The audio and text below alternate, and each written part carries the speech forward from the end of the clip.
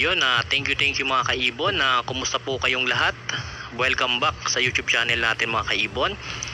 Stay safe lang tayo palagi mga kaibon. Ngayon panibagong video tayo. Sa video na to, pag-uusapan natin itong maraming naitanong sa atin ng mga kaibon natin na nagtatanong po sila sa akin kung bakit mas mahal daw ang opaline na cock kesa opaline na hen. Pareho naman daw po yan, opaline. Disclaimer lang po, ang masasagot ko lang po dito ay base lang po sa kaalaman ko patungkol po dito.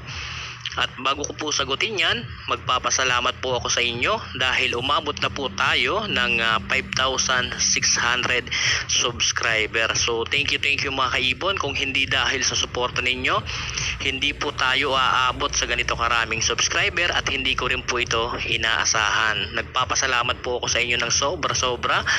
Thank you talaga mga kaibon sa suporta ninyo. Sana umabot tayo ng 10,000 subscriber para po makapagparapol po tayo. So yun, sana umabot po tayo mga kaibon. Thank you at salamat sa suporta ninyo mga kaibon. Sana wag po kayo magsasawa magsuporta sa YouTube channel natin.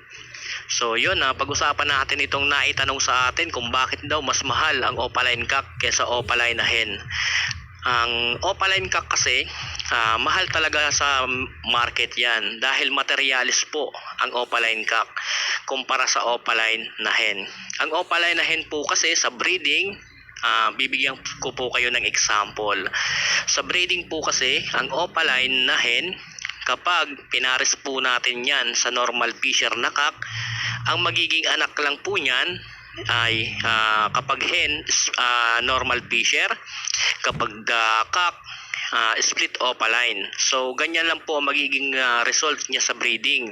Kapag pinares mo ang opaline hen sa normal fisher, kapag nag-anak ng cock, split opa. Kapag hen naman, normal fisher lang yon. So wala pong ilalabas yan na visual opaline dahil po ang mga hen wala pong kakayanan makapagpalabas ng visual na opaline. So kinakailangan mo munang paresan yan ng split opa or kaya naman visual din na opaline cock para makapagpalabas ka ng visual. Kaya mahal po ang mga opaline cock dahil po materialis po yan. Sa breeding po kasi magbibigay ako ng panibagong example. For example, meron kang opaline cock. Kapag yan na opaline cock mong yan, ipares mo yan sa normal fisher na hen, makakapagpalabas ka na po dyan ng visual na opaline. Makakapagpalabas ka dyan ng visual na opaline na hen, at kapag nag-cock naman, split opaline.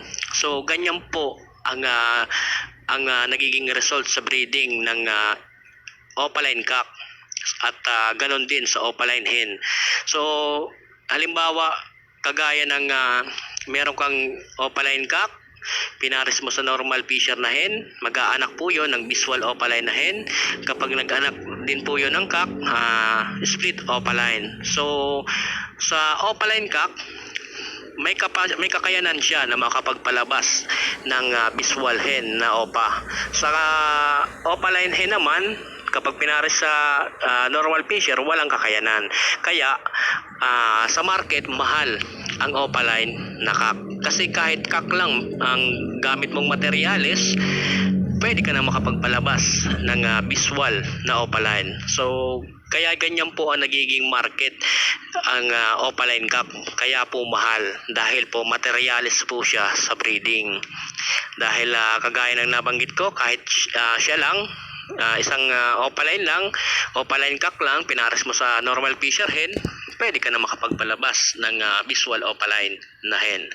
So kaya sana naintindihan ng mga newbie kung bakit mahal ang opaline cock kesa opaline na hen.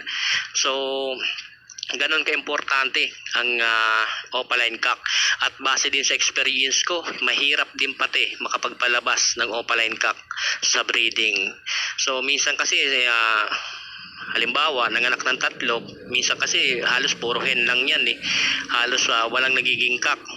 Swerte mo kapag nakapagpalabas ka ng purong cock or makapagpalabas ka ng cock. So sana naunawaan kung bakit mahal ang opaline cock, dahil po materyales po ang opaline na cock. So yun lamang mga kaibon, na sana naintindihan ng mga kaibon natin dyan, na again maraming salamat mga kaibon. Kung ikaw ay isang newbie, huwag namang kalimutan mag subscribe sa YouTube channel